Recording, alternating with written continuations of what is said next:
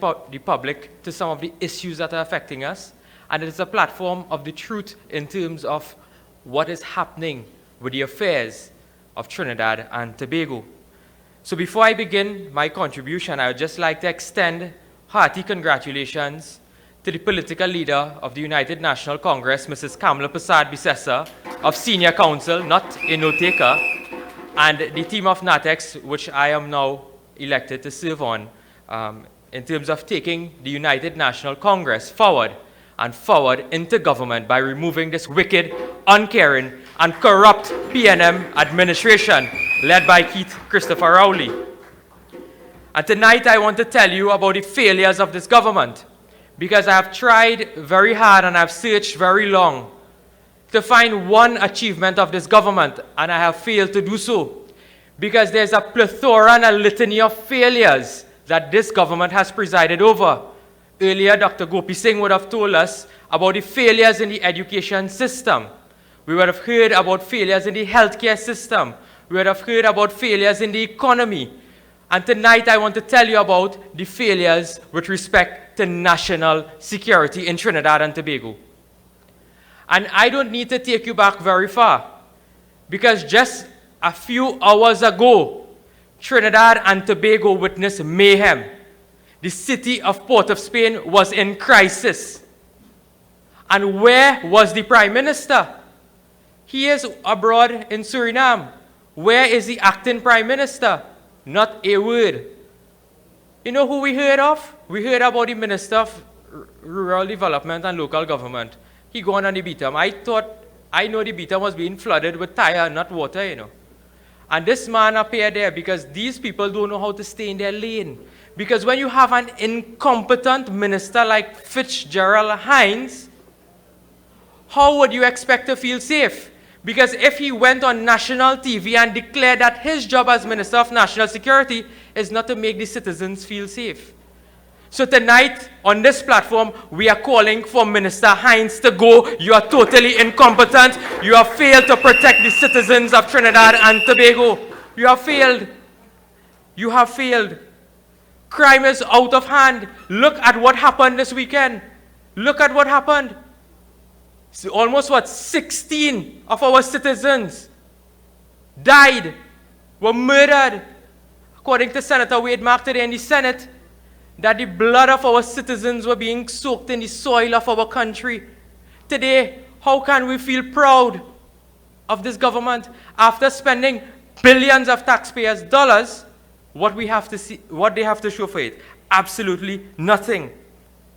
And they came with a bail bill again today in the Senate to try to extend the period to deny persons bail. I wouldn't go too much into it because there's a debate in the Parliament about that. But I just want you to remember that while all of that bacchanal was happening today in Port of Spain, the bail bill was lower.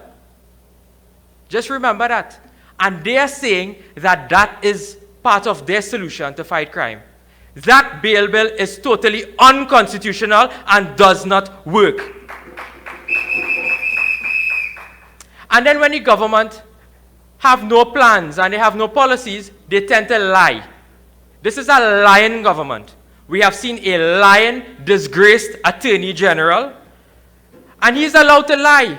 Because if the leader of his own party peddles lies and misinformation and misleads the country, then we'll leave the Attorney General to do. You remember when Rowley lied about Petrotrin, when Rowley lied about Delcy, when Rowley lied about the Sabga report, when he lied about Emailgate, and somebody reminded me tonight that he probably lied about the yam that had to come from Ghana. So Rowley has lied. And the latest lie that we have witnessed is that this man went on a platform as soon as he was leaving. He returned to Trinidad, and as soon as he was going back again, he said that the Attorney General, Mr. Reginald Amos, Senior Counsel, recused himself from the Miami matter. He was not disqualified. I mean, come on. Rowley, you take the people for Trinidad and Tobago as fools? We are not the fools that sit down in your cabinet, you know, because we have a brain in our head. We are able to distinguish right from wrong, truth from lie. And tonight we will expose you. Because I have to tell the people of Trinidad and Tobago the truth on the matter. Because this is the judgment. This is the judgment from the Miami court. Rowley is saying that the Attorney General, what? Recused himself. The court, the Miami court, is saying that the Attorney General was disqualified from the matter. Look, if you could see it here, they actually strike out the Attorney General's name from the court proceedings because he was disqualified because he was conflicted. Conflict of interest. This is what the judgment says. The judgment says that the court has read the party's submission and heard argument from counsel. For reasons set forth below, the court finds that both Attorney General Reginald Armour and Sequel Law are disqualified from continuing to represent the plaintiff, the Republic of Trinidad and Tobago in this case. So how could Rowley come and tell the country that the Attorney General recused himself from the matter and he was not disqualified? Then I went again and I found the press release that the Attorney General would have issued on the 20th of June 2022. And this is what the Attorney General said. He said, I was surprised to learn that the judge had made the order disqualifying me and the Republic's U.S. lawyer on the 27th of April 2022. So imagine the Attorney General sent out a whole media release saying that he was disqualified. The judgment saying, the court saying that the Attorney General was disqualified, and Rowley come to say, well, he didn't disqualify himself, he recused himself. Rowley is a liar. He is a total liar. And yes, he's accustomed to recusals because his cabinet has recused their members over 210 times. Because they are concerned about the, DPL John does always say, they are not concerned about governance. They are concerned about government.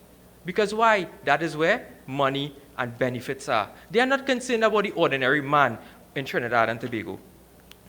And I will go through some of the recusals that Mr. Rowley would have talked about. Because he said the Attorney General recused himself from the matter. So I want to ask the general public, are these things recusals? The Attorney General in this matter was provided with a status report on the Miami case.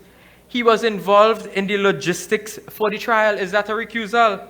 He named persons to attend mediation. He named persons to attend the trial. He managed the payment of legal fees in this matter. He signed a settlement agreement.